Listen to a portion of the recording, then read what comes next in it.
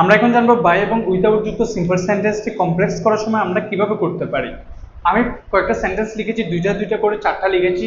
প্রথমে লিখেছি by work in hard you will shine in life. এই বাইটা হচ্ছে প্রেপোজিশন। আমাদের মনে রাখতে হবে বাই যুক্ত কোনো সেন্টেন্সে বাই এর পরে ভার্বের সাথে আইএনজি হয়। So by work in hard, কঠোর পরিশ্রম করে, you will shine in life, তুমি জীবন উন্নতি করতে পারো, জীবন উজ্জ্বল করতে পারো, শাইন করতে পারো। সো এখন আমি বাই যুক্ত, আমার কোয়েশ্চেন হচ্ছে বাই যুক্ত এটাকে আমি কমপ্লেক্স কিভাবে করব, এটাই কোয়েশ্চেন আমার। এখন লিখতে হবে বাই যদি থাকে তখন আমার দিতে হবে ইফ। ইফ এখন আমি আবার সাবজেক্ট খুঁজে নিব ইউ। ইফ ইউ, এখন আমার টেন্স এটা present. If you work hard, বাকিটা ঠিক থাকবে, you will shine in life.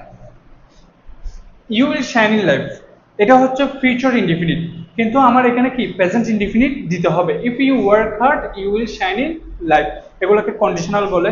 আচ্ছা যাই হোক, অর্থাৎ আমরা এখন শিখছি বাই যুক্ত সিম্পল সেন্টেন্সটিকে আমরা যদি কমপ্লেক্স করতে চাই তখন বাই এর পরিবর্তে ইফ দিতে হবে এবং আমাদের সাবজেক্ট আনতে হবে ইউ, এবং এই ওয়ার্কের সাথে যেটা আইএনজি আছে আইএনজি উঠে গিয়ে রুট ওয়ার্ডটা বসাইতে হবে, মূল শব্দটা বসাইতে হবে। অর্থাৎ ইফ ইউ ওয়ার্ক হার্ড, বাকিটা ঠিক থাকবে এবং পরে যে অংশটুকু you will shine in life এটা বসে যাবে। If you work hard you will shine in life. আমরা আরেকটা এক্সাম্পল করলে আশা করছি ক্লিয়ার হবে। আমরা প্রথমে জেনেছি বাই যুক্ত, আমাদের ইফ দিতে হবে ইফ। এখন আবার সাবজেক্ট খুঁজে নেব ইউ। ইফ ইউ, এই মূল শব্দটির সাথে আইএনজি যুক্ত আছে এখানে, কিন্তু আমরা কমপ্লেক্স করার সময় এটা আইএনজি উঠে যাবে, অর্থাৎ রুট ওয়ার্ডটা বসবে study. If you study attentively, বাকিটা ঠিক থাকবে, ইউ ক্যান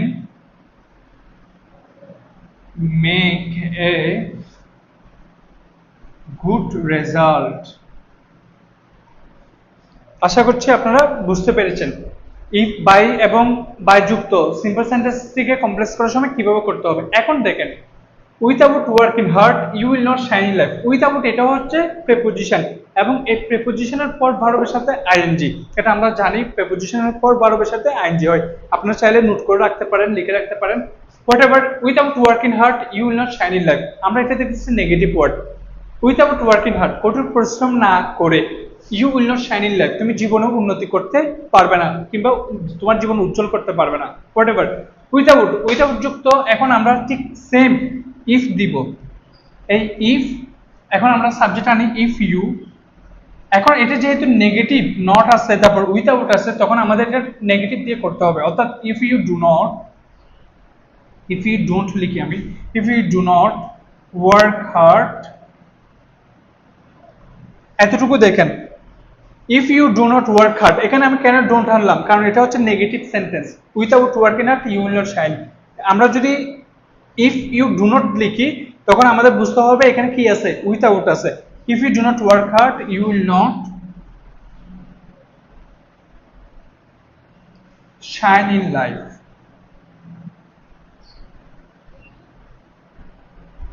ওকে, তারপর আমরা দেখি without studying attentively you cannot shine in life. Without studying attentively you cannot shine in life, ভালো করে না পড়ে, মনোযোগ সহকারে না পড়ে you cannot shine in life, তুমি জীবনে উন্নতি করতে পারবে না। তাহলে আমরা কি লিখব, if you do not study attentively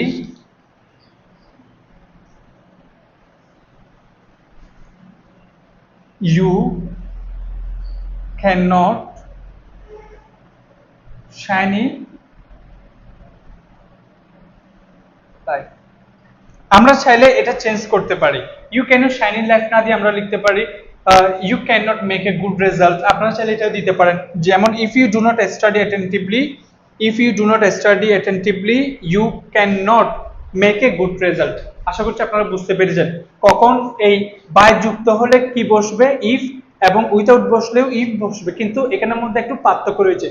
by যুক্ত এটা অ্যাফার্মেটিভ হবে এবং উইথাউট যুক্ত এটা নেগেটিভ হবে। এরপরে যদি আপনাদের এই বাই এবং উইথাউট নিয়ে যদি কোনো কোয়েশ্চেন থাকে তাহলে অবশ্যই আমাকে জানাবেন।